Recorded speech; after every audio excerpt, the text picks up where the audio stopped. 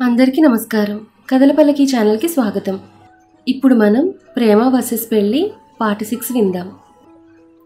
ఆ మరుసటి రోజు ఆనంద్కి మెలకు వచ్చి కళ్ళు తెరిచి చూసేసరికి భూమి అద్దం ముందు నిలబడి తల తుడుచుకుంటూ ఉంది. ఎప్పుడూ కట్టే కాటన్ శారీ అయినా చాలా నీట్గా పద్ధతిగా కనిపిస్తుంది. ఆనంద్కి వెంటనే తన కొన్న చీర గుర్తొచ్చింది. పైకి లేచి కబోర్డ్లో చీర తీసుకుని భూమి దగ్గరకు వచ్చాడు. భూమి, ఏంటండి ఈ చీర కట్టుకో. కవర్లోంచి చీర తీసి భూమి చేతిలో పెట్టాడు. వద్దండి, నా స్థాయి ఏంటో నాకు తెలుసు. ఇంత ఖరీదైన చీర నాకు సెట్ కావు. భూమి పక్కకు వెళ్ళబోతుంటే చేయి పట్టుకున్నాడు ఆనంద్. కానీ నువ్వు నా భార్యవి. అవును, మీ కోరికలు తీర్చడానికి బెడ్కి మాత్రమే పరిమితమైన భార్యని. అంతకుమించి మీ లైఫ్లో ఎలాంటి స్థానాన్ని ఇవ్వలేదు కదా. ఇప్పుడు ఈ చీరలు నగలు ఇచ్చి నా స్థానాన్ని మార్చాలని చూడకండి. చేయి విడిపించుకుని అక్కడి నుంచి వెళ్ళిపోయింది భూమి. ఆనంద్ తను వెళ్ళిన వైపే చూస్తూ ఉండిపోయాడు.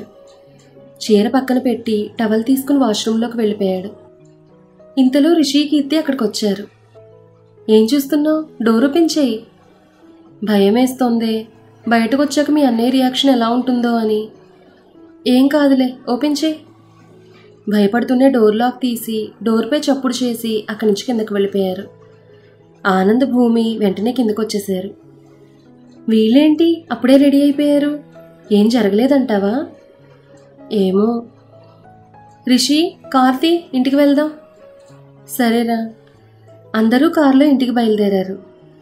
ఆనంద్, భూమి మౌనంగా కూర్చున్నారు. రిషి డ్రైవ్ చేస్తూ కీర్తికి సైగ చేశాడు. కీర్తి భూమితో మాట్లాడడానికి ట్రై చేస్తోంది. కానీ బయటకు చూస్తూ ఉండిపోయింది భూమి. ఇంటి దగ్గర కారు ఆగగానే ఇద్దరూ కారు దిగి మౌనంగా లోపలికి వెళ్ళిపోయారు. కీర్తి, ఏమై ఉంటుందంటావు? ఏమో, ఇద్దరూ చాలా డిస్టర్బ్గా ఉన్నారు. వాళ్ళు హ్యాపీగా ఉండాలని మనం ప్లాన్ చేసాం, కానీ బాధ పెట్టినట్టుగా అనిపిస్తోంది. అదే అర్థం కావడం లేదు రిషి. ఇద్దరూ ఆలోచిస్తూ అక్కడే ఉండిపోయారు. ఓ గాడ్, మనం ఒక విషయం మర్చిపోయాం కీర్తి. ఏంటది? వాళ్ళ ఫస్ట్ నైట్ అక్కడే జరిగింది కదా. అవును, అయితే? మై గాడ్, అంటే భూమి మర్చిపోతున్న గతాన్ని తట్టులేపావంటావా? మరి అనవసరంగా అక్కడికి తీసుకెళ్ళాం. ఇంట్లోనే ప్లాన్ చేస్తే బాగుండేది. అవును, పాపం భూమి ఎంత డిస్టర్బ్ అయి ఉంటుందో. సరే, మనం కావాలని చేయలేదు కదా. వెళ్ళి భూమిని నార్మల్ చేయి, లేదంటే ఆంటీకి డౌట్ వస్తుంది. అలాగే, నువ్వు అన్నయ్య దగ్గరికి వెళ్ళు. ఏ, నేను బ్రతుకుండడం నీకు ఇష్టం లేదా? ఇప్పుడు కానీ వెళ్ళానంటే అక్కడే చంపేస్తాడు నన్ను. నేను వాడు మూడు చూసి వెళ్తానులే. రిషి మాటలకి కీర్తి నవ్వుకుంటూ అక్కడి నుంచి భూమి దగ్గరకు వచ్చింది. బాల్కనీలో కూర్చుని ఆలోచిస్తోంది భూమి. భూమి, నన్ను కాసేపు ఒంటరిగా వదిలే కీర్తి. కీర్తి సైలెంట్గా వెళ్ళిపోయింది ఆ మాటలకి. ఆనంద్ ఆలోచిస్తూ వేరే గదిలో కూర్చుని ఉన్నాడు. ఆలోచనలు ఒక్కసారిగా చుట్టుముట్టాయి తన్ని. గతంలో జరిగినవన్నీ ఆనంద్కి ఒక్కసారిగా గుర్తొచ్చాయి. ఆ రోజు మొదటి రాత్రి అయిన తర్వాత గెస్ట్ హౌస్లో ఉదయాన్నే ఆనంద్కి మెలకు వచ్చింది. బద్ధకంగా ఒళ్ళు విరుచుకుంటూ కళ్ళు తెరిచి చూశాడు. పక్కన భూమి కనిపించకపోవడంతో చుట్టూ వెతికాడు. భూమి, భూమి, ఎక్కడున్నావు? తను పలకకపోయేసరికి కోపంగా బెడ్ దిగి బాల్కనీలో వెతికాడు. అక్కడ కూడా తను లేదు. ఎక్కడికి వెళ్ళిపోయింది ఇది? భూమి! ఈ పిలుపులు విన్న భూమి వాష్రూమ్ నుండి కంగారుగా బయటకొచ్చింది. ఏంటండి, పిలుస్తున్నప్పుడు పలకాలి కదా. అది వాష్రూమ్లో ఉన్నాను. సరే, నా డ్రెస్ తీసి పెట్టు, స్నానం చేసి వస్తాను. అలాగే. డ్రెస్ తీసి బెడ్ మీద పెట్టి బాల్కనీలో నిలబడి తల తుడుచుకుంటూ ఉంది భూమి. నైట్ జరిగింది ఒక్కొక్కటిగా గుర్తొచ్చి కళ్ళల్లో నీళ్లు తిరుగుతున్నాయి తనకి. ఏడుస్తూ అక్కడే ఉండిపోయింది. ఇంతలో ఆనంద్ వాష్రూమ్ నుండి బయటకొచ్చాడు. భూమిని చూస్తూ దగ్గరకు వచ్చి వెనక నుండి కౌగిలించుకున్నాడు. భూమి ఉలిక్కిపడి కౌగిలి విడిపించుకోవడానికి ప్రయత్నించింది. ఎక్కువ ప్రయత్నించుకో, నా నుండి తప్పించుకోవడం నీ వల్ల కాదు. ఆ మాటలకు సైలెంట్గా ఉండిపోయింది భూమి. ఆనంద్ నవ్వుతూ భూమి భుజం మీద తలాంచాడు. ఎలా ఉంది మన ఫస్ట్ నైట్? జీవితంలో మర్చిపోలేవు, అవునా? ఎందుకు ఇలా చేస్తున్నారు ఆనంద్? అసలు నేనేం తప్పు చేశాను? ఏం చేశావో నీకు తెలీదా? ప్లీజ్ ఆనంద్. అయితే చెప్పు, రోజీ ఎక్కడుంది? అయ్యో, తను ఎలా ఉంటుందో కూడా నాకు తెలియదు. ఇక నేను ఎలా తను భయపెట్టగలను? నిజం చెప్తున్నాను ఆనంద్, నాకేం తెలియదు. అబద్ధం చెప్పకు. నువ్వు పురమాయించిన రౌడీలు నీ ఫోన్కి చేసిన కాల్ నేను విన్నాను. ఆ మాటలకి భూమి అయోమయంగా చూస్తూ ఉండిపోయింది. మరీ అమాయకురాల్లా నటించకు భూమి. వెళ్ళి రెడీ అయ్యిరా, ఇంటికి వెళ్దాం. భూమికి రోజులు కష్టంగా గడుస్తున్నాయి. ఆనంద్ ఒక పక్క రోజీ కోసం తెలుసుకోవడానికి ప్రయత్నిస్తూ ఎలాంటి ఆచూకీ దొరకపోవడంతో ఆ కోపాన్ని భూమి మీద చూపిస్తూనే ఉన్నాడు. ఒకరోజు ఆఫీస్ నుంచి ఇంటికి బయలుదేరిన ఆనంద్కి కాల్ రావడంతో కారు వెనక్కి తిప్పాడు.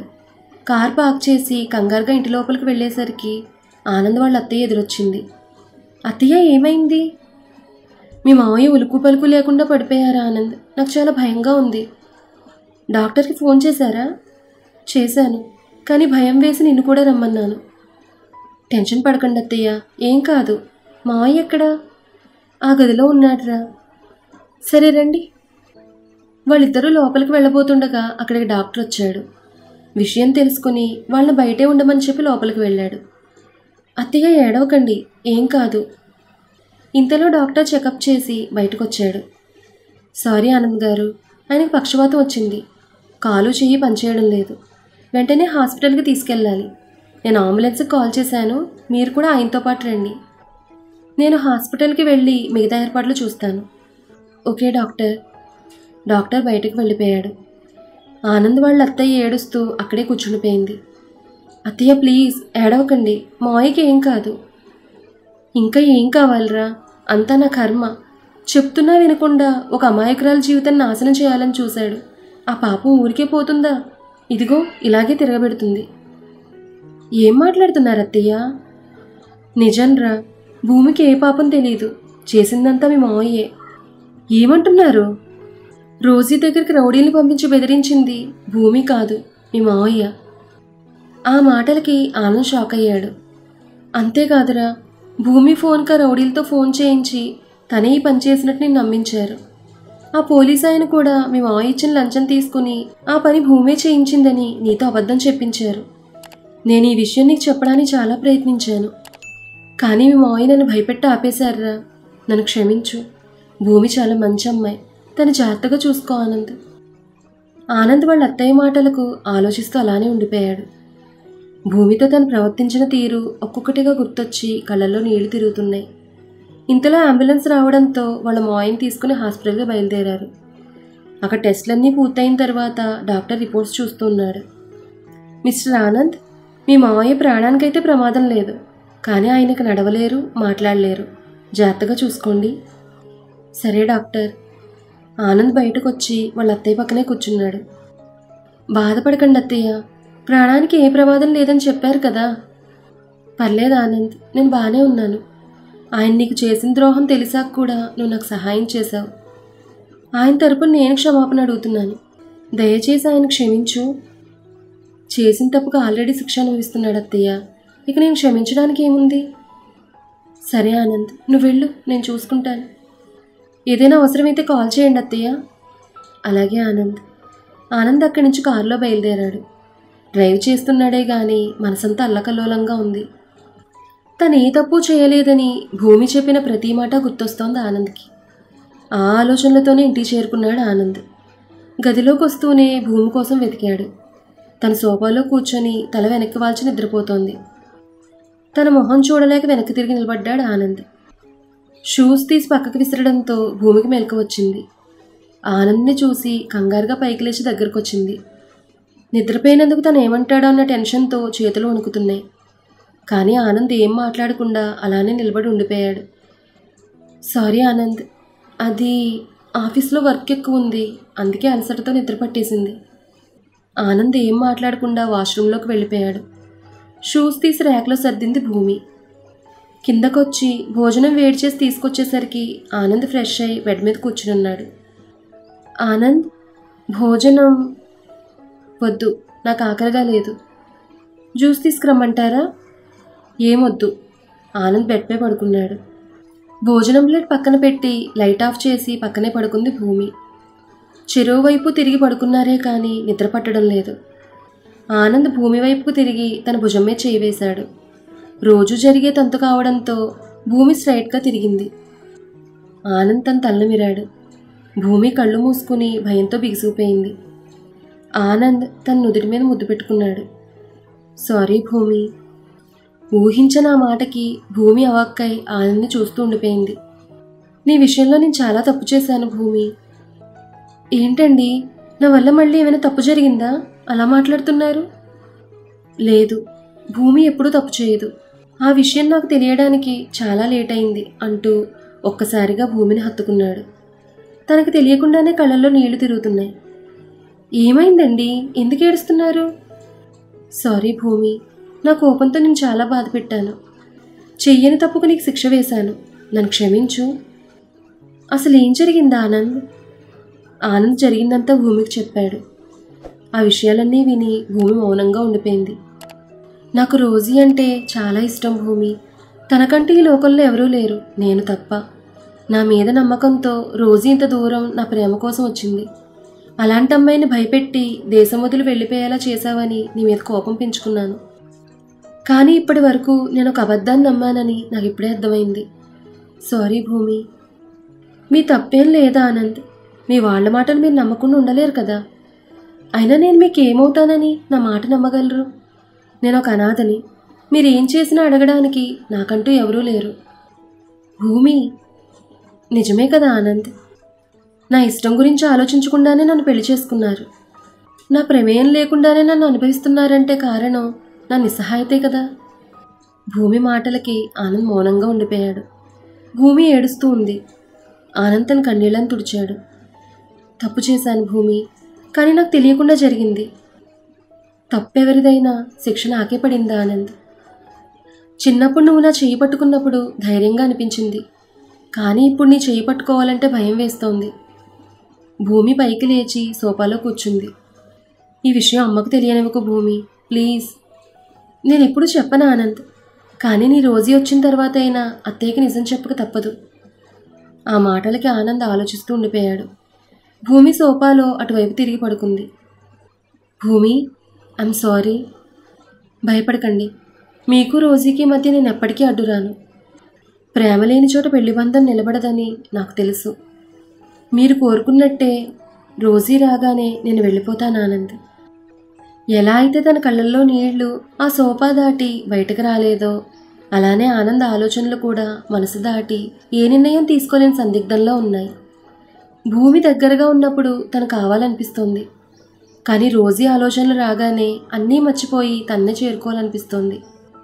ఆ అయోమయంలో ఏం చేస్తున్నాడో అర్థం కాకుండా భూమికి వేరే పెళ్లి చేయాలనుకున్నాడు, కానీ అది కూడా మనస్ఫూర్తిగా చేయలేకపోతున్నాడు.